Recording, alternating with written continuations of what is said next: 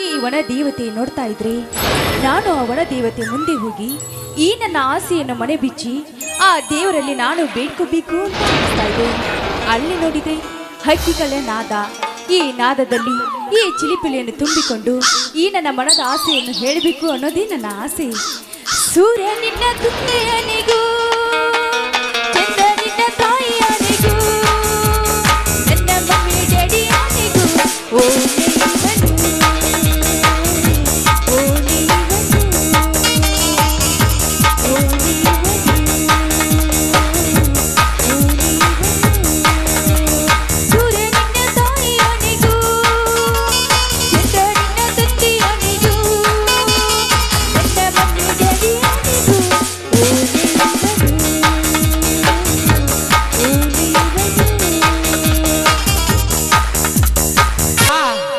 ಆನಂದ ಮಹಾನಂದ. ಈ ಮುಂಜಾನೆಯ ಮುಸುಕಿನಲ್ಲಿ ಹಸನ್ಮುಖಿಯಾಗಿ ಅರಳುತ್ತಿರುವ ಇದು ಯಾರ ತೋಟದಲ್ಲಿ ಅರಳಿರಬೇಕು? ನೋಟ ಚಿತ್ತಾರದಿಂದ ಕೆತ್ತಿರುವ ಈ ಮಾಟಗಾರ್ತಿಯನ್ನು ಹೂವಿನೊಂದಿಗೆ ಹೂವಾಗಿ ಬೆರೆತು ಹೋಗಿರೋಲ್ಲ. ಓಹೋ, ಇದು ನಾ ಬಯಸಿದ ವಾದಿರಾಜನ ಮಗಳು ಪಲ್ಲವಿ. ಈ ನಲ್ಲೆಯನ್ನು ಆವಾಗಿ ಕಚ್ಚಲು ಇಲ್ಲ ದುಮ್ಮಿಯಾಗಿ ಪರಿಮಳ ಇರಲು ಆ ಪಲ್ಲವಿ ಯಾರವರು? ನಾನೇ ನಿನ್ನ ತಂದೆ ವಾದಿರಾಜನ ಸ್ನೇಹಿತ ನ್ಯಾಯವಾದಿ ತ್ಯಾಗರಾಜ್. ಓಹೋ, ಅರ್ಥವಾಯ್ತು. ಇದೇನಿದು? ನ್ಯಾಯಾಧೀಶರಾದ ತಾವು ಧರ್ಮದ ಉಡುಪನ್ನು ಬಿಟ್ಟು ಈ ಗುಂಡ್ರ ಡ್ರೆಸ್ಸನ್ನು ಧರಿಸಿ ಇಲ್ಲಿಗೆ ಬಂದಿದ್ದೀರಲ್ಲ, ಕಾರಣ?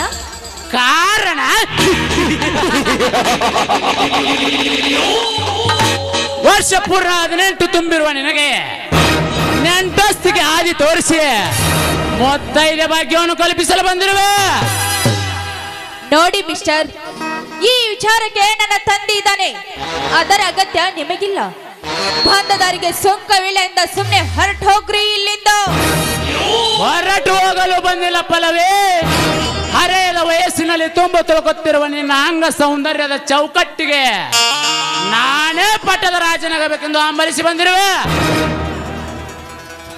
ಏ ತ್ಯಾಗರಾಜ್, ನಾನೇ ಪಟ್ಟದ ರಾಜನೇ ಅಂತ ಈ ಶ್ರೀಮಂತ ರಾಜಕುಮಾರಿಗೆ ಅಲ್ಲದ ಮಾತನಾಡಿದ್ದೆ ಆದ್ರೆ ನುಡಿದ ಈ ನಿನ್ನ ನಾಲ್ಗೆಯನ್ನು ಕಡಿದು ಹೋಗುತ್ತೇನೆ. ಬಲು ಎಚ್ಚರ.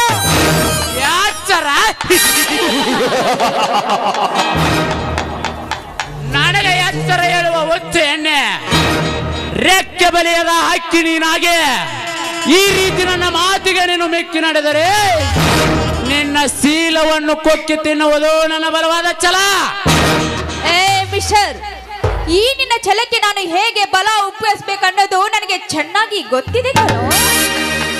ಎಲೆಗತ್ತುಗಾರತೆ ಎಲ್ಲರ ಹುಡುಗರ ನಡೆ ಎಲ್ಲ ಒಲ್ಲೆನೆಂದು ನಿನ್ನ ಕಲೆ ಬೀಸಿದರೆ ನಿನ್ನ ಸೌಂದರ್ಯದ ಸರೋವರ ಸೆಲೆ ನನ್ನ ಪ್ರೇಮ ಎಂಬ ಬಲೆಯಲ್ಲಿ ಬತ್ತಿ ನಿಲ್ಲುವುದು ಜೋಕೆ. ಆಗ ನಿಮ್ಮಪ್ಪ ಕತ್ತಿ ಕಟಾರಿ ಹಿಡಿದುಕೊಂಡು ಅರಮನೆಯ ತುಂಬೆಲ್ಲ ಚಟಪಡಿಸಿದರು. ಕುಟಿಲವಾಗಿ ಹೋದ ಶೀಲ ಮತ್ತು ಜೀವ ತುಂಬಿ ಬರಲಾರದು, ಜ್ಞಾಪಿಸಿಕೋ. ಮಿಸ್ಟರ್ ತ್ಯಾಗರಾಜ್, ನೀನು ನ್ಯಾಯಾಧೀಶ್ವರ ನಿಂತು ಆ ನ್ಯಾಯಾಧೀಶ್ವರನಲ್ಲೇ ನಿಂತು ಅನ್ಯಾಯ ನ್ಯಾಯದಲ್ಲಿ ಅಳತೆ ಮಾಡಿಯೋ ಹೋಗಿಲ್ಲ ನೀನು. ಇಂಥ ಹಲ್ಕ ಕೆಲಸಕ್ಕೆ ಕೈ ಹಾಕಿ ನನ್ನ ಸನಿಯ ಬಂದಿದ್ದೆ ಆದ್ರೆ ಅಜ್ಞಾನ ತುಂಬಿದ ನಿನ್ನ ಬುದ್ಧಿಗೆ ಬರೆ ಎಳೆಯುವ ಹೆಣ್ಣು ನಾನು ಹೋಗ್ತೇನೆ. ಬಲು ಜೋಕೆ. ನನಗೆ ಬರೆ ಎಳೆಯುವ ಹರೆಯದ ಹೆಚ್ಚು, ನನಗೆ ಬರೆ ಎಳೆಯುವ ಹುಚ್ಚು ಹೆಣ್ಣೆ. ನಿನಗೆ ಅಚ್ಚ ಕನ್ನಡದಲ್ಲಿ ತಿಳಿಸಿ ಹೇಳಿದರು ಎಂದು ತಿಳಿದಿತ್ತು ನನ್ನ ಮಾತಿನ ಸರಮಾಲೆ. ನೀನೀಗ ನನ್ನ ಮನ ಪ್ರೇಸಿಯಾಗಿ ಬಂದರೆ ಇಂದ್ರನ ಸಂಭಾವನದ ರಾಣಿಯಾಗುವೆ.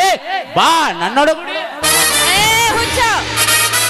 ಈ ನಿನ್ನ ಚುಚ್ಚು ಮಾತಿಗೆ ಮಳ್ಳಾಗೋ ಹೆಣ್ಣಲ್ಲ ಈ ಪಲ್ಬಿ. ನಿನ್ನಂತ ಸಭೆ 10 ಮನೆಯಲ್ಲಿ ನನ್ನ ನಡೀತಕ್ಕನೋ ಸಭೆ ಗೊತ್ತಿಲ್ಲವೇನೋ? ನಾಚಿಕೆ ಇಲ್ಲದವನೇ. ನಾಚಿಕೆ? ನಾಚಿಕೆ ಎಂಬ ಮೂರಕ್ಷರದ ಮರ್ಮನ ತಿಳಿದುಕೊಂಡಿದ್ದರೆ ಈ ಕಾರ್ಯಕ್ಕೆ ಕೈ ಹಾಕುತ್ತಿರಲಿಲ್ಲ ಫಲವೇ. ಈ ಛಲಗಾರ ತ್ಯಾಗರಾಜನಿಗೆ ನೀವು ವಿರೋಧವಾಗಿ ವರ್ತಿಸಿದರೆ ನಿನ್ನ ಕಹಳೆ ಬರ ಕಹಳೆ ಆಕಾಶ ತುಂಬೆಲ್ಲ ವ್ಯಾಪಿಸಿ ಕೈಲಾಸದ ಪರಶಿವನ ಬಡಾವಣೆಗೆ ಶಿಫಾರಸುವುದಿತ್ತು. ಎಚ್ಚರದಿಂದ ಒಪ್ಪಿಕೊಂಡ ನಿನ್ನ ಪ್ರೇಯಸಿ. ಪ್ರೇಯಸಿ ಕಾಣದ ಬೇಬರ್ಸಿ ನೀನು. ಹಿಂದೆ ಮಹಾಸೂರ ಈ ಪಟ್ಟಣದ ರಾಜನಿಂದ ಮೆಟ್ಟಿ ನಿಂತಾಗ ದೇವತೆ ಕೈಯಲ್ಲಿ ಕೊಲೆ ಆಗಿಸಿಕೊಂಡ, ತುಂಡು ತುಂಡಾಗಿ ಕತ್ತರಿಸಿಕೊಂಡ. ಅಷ್ಟೇ ಅಲ್ಲದೆ ನೀನು ಈ ಕೆಲಸಕ್ಕೆ ಕೈ ಹಾಕಿದ್ದೆ ಆದ್ರೆ ಹಂದಿಯಂತೆ ಆಗಿ ಶಿಖಂಡ ಅವನ ರಕ್ತ ಕುಡಿದಂತೆ ನಾನು ನಿನ್ನ ರಕ್ತ ಕುಡಿಬೇಕಾಗುತ್ತೆ. ಬಾರೋ ಕಣ್ಣ ಸಾಗಿ ಬಂದಕ್ಕೆ ರಕ್ತ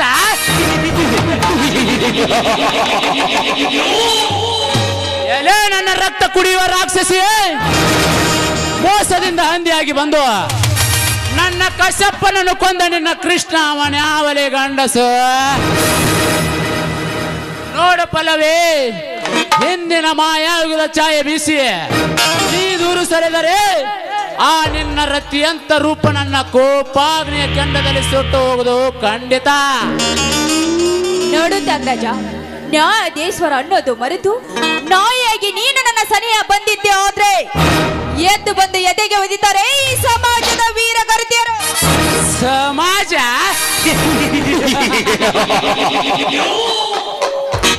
ಹಿಂದೆ ರಾಮಾಯಣ ಮಹಾಭಾರತದಲ್ಲಿ ದ್ರೌಪದಿ ಸೀತೆಯರನ್ನು ಕೆಣಕಿದಾಗ ಏಕೆ ಮೂಕಾಗಿ ಕುಳಿತುಕೊಂಡಿತೋ ಈ ನಿನ್ನ ಸಮಾಜದ ಜನ. ಈಗ ಕಲಿಯುಗದ ದೇವರೇ ಗಂಡನೆಂದು ನಂಬಿ ಪಾದ ಪೂಜೆ ಮಾಡಿ ಶಂಭುಲಿಂಗನ ದರ್ಶನಕ್ಕೆ ಹೋಗಿ ಹರ್ಷ ತುಂಬಿದ ಹರೆಯದ ಹುಡುಗರ ಬೆನ್ನ ಹತ್ತಿ ತಿರುಗಾಡುವ ನಿನ್ನಂತ ಹೆಣ್ಣುಗಳೆಷ್ಟಿಲ್ಲ ಈ ನಿನ್ನ ಆಳು ಸಮಾಜದಲ್ಲಿ. ಸೂರ್ಯ ಸುಬೇದಾರ ನನ್ನ ಗಂಡನೆಂದು ಆರತಿ ಎತ್ತಿ ರಾತ್ರಿ ವೇಳೆಯಲ್ಲಿ ಅಂಗ ಸುಖ ಬಯಸಿದ ಮಂಗ ಜಾತಿಯ ಹೆಣ್ಣುಗಳೆಷ್ಟಿಲ್ಲ ಈ ನಿನ್ನ ಆಳು ಸಮಾಜದಲ್ಲಿ. ಶ್ರೀಮಂತನವ ತರುಣಿ ಎಂದು ವರನ ಕೈ ಹಿಡಿಯಲಾರದೆ ಹರಣಿಯಾಗಿ ಬಂದ ನನ್ನಂತ ಹುಡುಗರ ಬೆನ್ನತ್ತಿ ತಿರುಗುವ ನಿನ್ನಂತ ಹೆಣ್ಣುಗಳೆಷ್ಟಿಲ್ಲ ಈ ನಿನ್ನ ಆಳು ಸಮಾಜದಲ್ಲಿ. ಮಿಂಡನಿಗಾಗಿ ತನ್ನ ಗಂಡನನ್ನು ಬಿಟ್ಟು ಬರುವ ಹೆಣ್ಣುಗಳೆಷ್ಟಿಲ್ಲ ಈ ನಿನ್ನ ಆಳು ಸಮಾಜದಲ್ಲಿ. ಅಂದಾಗ ನಿನಗೇಕೆ ಭಯ, ಬಾ ನನ್ನ ಒಳಗಲು. ಈ ಮಾತನ್ನು ಬಗಳುವ ನಿನ್ನ ರಕ್ತ ಜಾಣತನದ ರಕ್ತ. ಜಾರತನವೆಂದು ಬಗಳಿದ ಜಾರಣೆ ಮುಗೀತು ನಿನ್ನ ಶೀಲದ ಸೊಬಗ.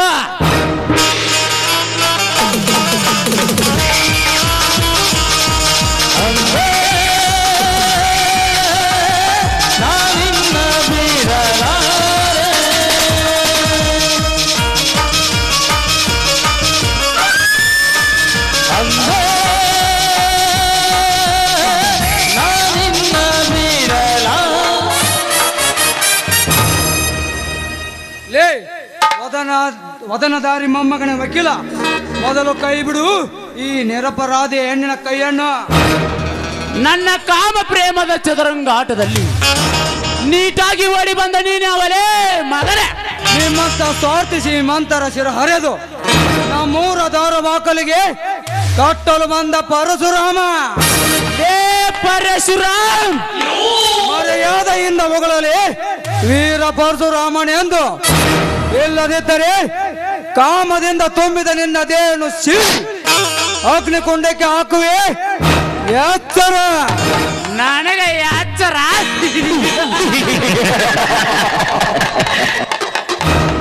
ಎಚ್ಚರ ಎಚ್ಚರ ಎಂದು ಬಡಬಡಿಸುವ ಹುಚ್ಚ ಈ ಗಾಡೂರಿನಾಥ ಯಾರೆಂಬುದು ಅರಿಯಲಾರದೆ ಈ ಹರೆಯದ ಬಾಲೆಯನ್ನು ಬಿಡಿಸಲು ಬಂದರೆ ನೊಂದ ನಿನ್ನ ಬಾಯಿಗೆ ರಾಗ ಹಾಡಿಸಿ ಕೋಟಿನ ಕಟ್ಟೆಯನ್ನು ಹತ್ತಿಸುವೆ. ನೀನು ಎಚ್ಚರ. ಏ ತ್ಯಾಗರಾಜ್, ನೀ ಹಾರಿಸುವ ಗುಂಡಿಗೆ ಎದರಿ ಈ ಗಂಟೆದ ಗರತಿಯನ್ನು ನಿನಗೆ ಒಪ್ಪಿಸಿ ಹೋಗಲು ಷಂಡನಲ್ಲ ಈ ಪರಶುರಾಮ. ಇಂತಹ 10 ಗರತಿಯರ ಶೀಲ ಕಾಪಾಡುವ ಹಿಂಡು ಹುಲಿಗಳ ಗಂಡನಿವನು. ಇದನ್ನು ತಿಳಿಯದೆ ನನಗೆ ಕೋಟಿನ ಬೆದರಿಕೆ ಹಾಕಿದರೆ ನಿನ್ನ ಕೋಟಿನ ಮುಂದೆ ನಿನ್ನ ಪರಿಕೋಟನ್ನು ಹರಿದು ಈ ಹರೆಯದ ಬಾಲಿಗೆಯರ ಚಪ್ಪಲಿ ಹೆಸರು ಮಾಡಿ ನಿನ್ನ ಕೊರಳಿಗೆ ಹಾಕದಿದ್ದರೆ ನಾನು ಕನ್ನಡ ನಾಡಿನ ವೀರ ಕುಲಪುತ್ರ ಪರಶುರಾಮನೇ ಅಲ್ಲ. ಲೇ ಪರ್ಷ, ವಕೀಲನಾದ ನನ್ನ ವೃತ್ತಿಗೆ ಅವಮಾನ ಮಾಡುತ್ತಿರಲ್ಲ ಮೂರ್ಖ ನನ್ನ ಮಗಳೇ. ನೀನು ವಕೀಲನಲ್ಲಲೇ, ನಾ ಲಾಯ್ಕ. ಸಾವಿರಾರು ಬಡವರ ಮನೆ ಒಡೆದ ಮನೆ ಮೂರ್ಖ ನೀನು. ಇಂತಹ ಏಸೆ ಕೆಲಸ ಮಾಡುವ ನಿನಗೆ ಎಲ್ಲಿದೆ ನ್ಯಾಯದ ಬೆಲೆ? ನಿನ್ನಂತೆ ವಕೀಲನಾಗಿ ನ್ಯಾಯ ಕಾಪಾಡಿದ ನಮ್ಮೆಲ್ಲರ ತಂದೆ ಮಹಾತ್ಮ ಗಾಂಧೀಜಿ ಅವರು ನ್ಯಾಯಕ್ಕಾಗಿ ಗೆಲ್ಲದಿದ್ದರೆ ಇನ್ನೂ ಅವರ ಗುಲಾಮನಾಗಿ ಬ್ರಿಟಿಷರ ಬೂಟು ನೆಕ್ಕುತ್ತಿದ್ದೆ. ಅಂತಹ ಗಾಂಧೀಜಿಯವರ ಹೆಸರಿಗೆ ಕಸ ಹಾಕುವ ನೀನು ಗಂಡಸಲ್ಲ, ನರಸತ್ತ ಶಾಂಡ. ಲೇ ಪುಂಡ, ನಿನ್ನ ಕತೆ ಪುರಾಣ ಓದುವ ನಿನಗೆ ನಿನ್ನ ತಂಗಿಯ ಶೀಲ ಓದಾಗ ಎಲ್ಲಿತ್ತಲೇ ನಿನ್ನ ನ್ಯಾಯದ ಹೋರಾಟ? ಲೇ ತ್ಯಾಗರಾಜ್, ಮರೆಯಾಗಿ ಹೋಗಿರುವ ನನ್ನ ಊರಿಗೆ ತುಪ್ಪ ಚೆಲ್ಲಿ ಉರಿ ಹಚ್ಚಿಸಿದೆಯಾ ನನ್ನ ಹೃದಯದಲ್ಲಿ? ಲೇ ಶ್ರೀಮಂತ ನಾಯಿಗಳೇ, ಆ ನೀಚ ಕೆಲಸ ಮಾಡಿದ ವ್ಯಕ್ತಿ ಯಾರೆಂದು ಗೊತ್ತಾದರೆ ಅವನನ್ನು ಕಡಿದು ಹಾಕಿ ನನ್ನ ತಂಗಿಯ ಆತ್ಮಕ್ಕೆ ಶಾಂತಿ ಕೊಡದಿದ್ದರೆ ನನ್ನ ಹೆಸರು ವೀರ ಪರಶುರಾಮನೇ ಅಲ್ಲ. ರಾಮ, ಇವತ್ತು ಬಂದು ಈ ಹೆಣ್ಣನ್ನು ಕಾಪಾಡಿದೆಯಲ್ಲ, ಈ ಸಮಯ ಹೋಗಲಿ. ಮುಂದೆ ಎಂದಾದರೂ ಈ ಅಂದ ರೂಪವನ್ನು ನಾನೇ ಸವಿತೇನೆ, ನೆನಪಿರಲಿ. ಹೋಗಲೇನೆ.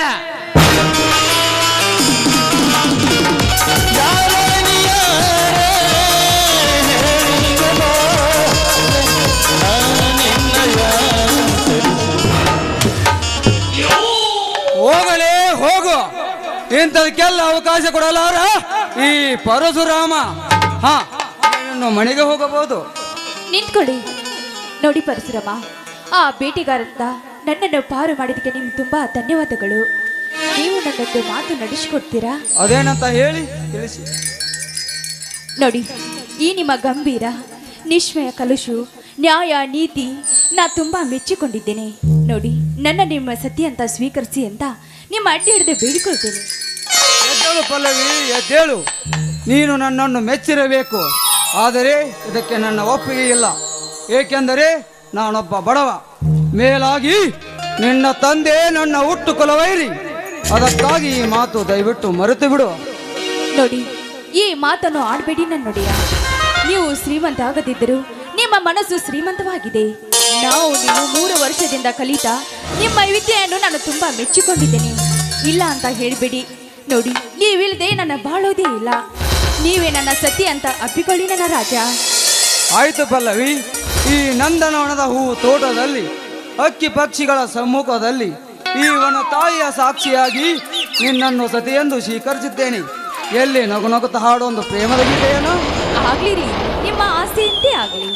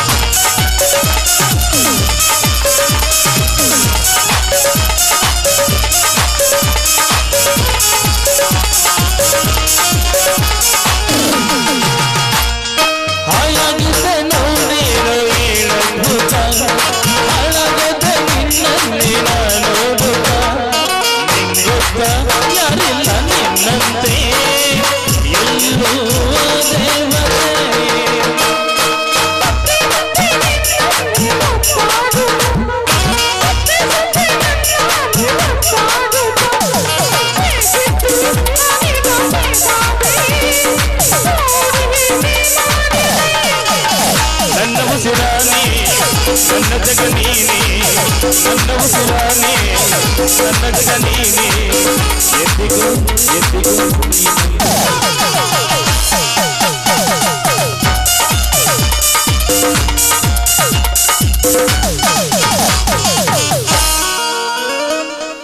ರಾಜ ಬನ್ನಿ ಹಾಗಾದ್ರೆ ಹೋಗೋಣ. ಬಾಯ್